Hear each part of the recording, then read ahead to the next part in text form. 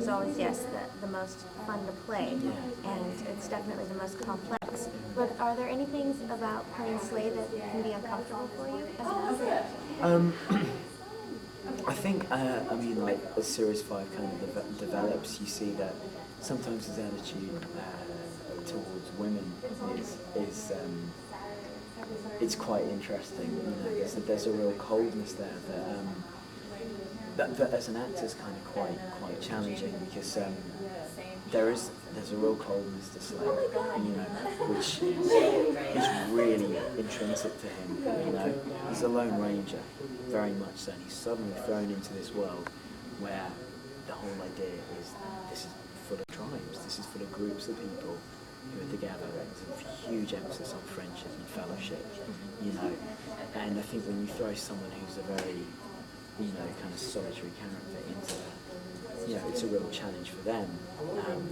So it was kind of, that was the biggest challenge of playing Slade, I think, you know, working out how much I could push him to go with the warmth and how far I could push him with the coldness. And the script was great because it was really well written. You kind of got the sense that the writers really relished, you know, kind of a lot of the dialogue and the part of Slade.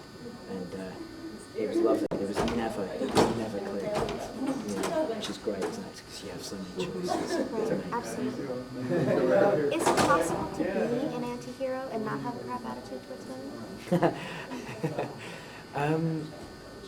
Yeah, I think so. I think if there's a film which you might think called LA Confidential, and Russell Crowe plays a character in there who's very much the anti-hero, big tough bruiser of a cop, who is really quite a nasty piece of work, very violent, big drinker, you know, short temper. But if the whole thing about his character is he cannot stand any abuse towards women or any misogyny. And throughout the film, your way into his kind of warmth is when he's protecting all these women in the film that you meet. He's a huge anti-hero, you know, yet, you know, has this real softness and tenderness for you know, looking out for women in distress. You know. So yeah, I think you can. And again, it's down to the choices, how far you play it. Are you misogynistic, or are you just quite cold towards the women, female characters, because you can't afford to let them get close to you?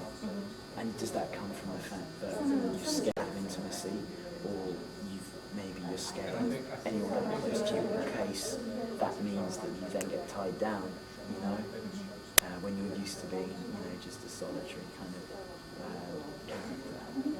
So I think it depends if your motivation's coming from a misogynistic attitude or from the fact of, look, I can't let anyone get close to me, you know. And there was that real sense that it was more the latter, the Slade. You know, I never wanted to make him misogynistic, and it never was there in the writing. It was just the case, he felt that his backstory, he'd been through a lot, and he'd seen a lot. And consequently, he was very scared about letting people get close to him. And as an actor, that's great. You know, to start off there, and then as the series goes on, you're having the luxury of, you know, so many episodes in which you can just gradually reveal, you know, it's like showing your cards bit by bit. It's great, rather than just showing them all at once. So that must make it very popular with female fans. Well, I think it's, you know, I mean, it was definitely, you know, kind of, there was the anti-hero part was really played up, and yeah, I mean, it's great. I get a really cool costume, you know, get to ride a motorbike, and you know, there's moments where he's very much the anti-hero kind of morphs into the hero, you know, where he really does kind of answer this real call of good and this real call of helping out those around him, which I think is appealing both to the actor, to the audience, whether they're female or male. Right, but let's talk about the truth and be realistic and cut the BS, which is the female fandom. Do you think it would be as popular had you not been an anti-hero, had you not been the cold guy that every woman wants to save?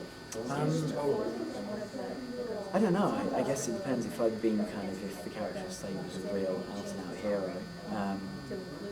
I mean, that's the thing. You look at Jay. You know, Jay's kind of definitely a hero character. You know, kind of very, very much, and huge fan of it, you know, and I think it's then how you play the role. But I know, I don't know, but I think there's a lot more. There's something very sexy and very appealing about that. You know, that kind of coldness.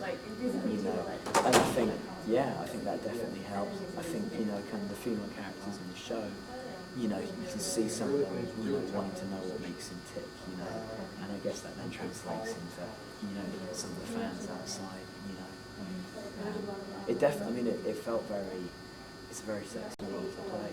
Yeah, absolutely. There are some, obviously, you know, you play all parts, you know, kind of various theatre productions Do and you film. play all parts? Do you find your looks hampered? I've kind of, yeah, I mean, I started off kind of doing a lot more, you know, kind of I played the bad guy a lot more, you know, kind of, and that was mainly because the company I first worked with, there was me and there was a blonde guy. Oh, okay. So it was very, they went, you know, the blonde guy kind of was the good guy, and I played kind of the bad guys, which is a lot of fun. Playing the bad guys, great. And you know, it's that whole British thing, you know, kind of with so many films, the bad guy's British. You know, Gary Oldman makes a living doing that. Yeah. But I definitely find that a lot of the roles that I do tend to go up for are, you know, kind of the leading man character, which is great, and that's what I'm really interested in doing. But now and then, there are certain character actor parts that I think, oh, that would be really juicy to play, that I know I probably wouldn't get considered for because of the certain look that I have, you know. I mean, no complaints now. I mean, I think being a male actor, we're a lot lacking in female actors. You know, a lot. I mean, you look at someone like Sean Penn, now entering like more golden age in his, you know, kind of career. I mean, you're getting really interesting character parts. Benicio del Toro, you know, and it's a guy who have parts that run and run and run. You look at Shakespeare, the best parts are generally, you know, kind of in the 30s and 40s, apart from Coriolanus, the rest of them are all older.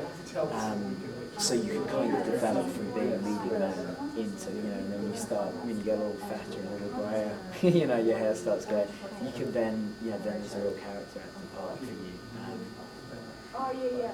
You know, but I have to admit that the leading man parts are the parts that are really interesting me right now. And, you know, everybody's got a part in getting you that, you know, it's kind of, you know, talent, then great, you know. I never complain about that, you know, that's an industry. You know, you look around and you see people, you do see, you know, kind of people like Orlando Bloom and people like that who, yes, okay, there's the talent, of course, but he's going to work with all these amazing actors. Yes, his looks and play the part. And I think so many actors turn around and kind of bite the hand. That's the way it is. So how far would you be willing to go to use your looks to get it? I mean, if the script called for it, if it was, yeah, if the part, you know, and this again seems like a bit of a BS reply, but if it wasn't gratuitous, I would. I've turned down a couple of roles before that, you know, were just gratuitous. There was no need for it to be there, because that kind of thing can come back and bite you in the ass, you know, and it does. It's the kind of thing that comes back and hampers you. But, oh yeah, if it was a film, like the directors I want to work with one day, films that interest me, films like 5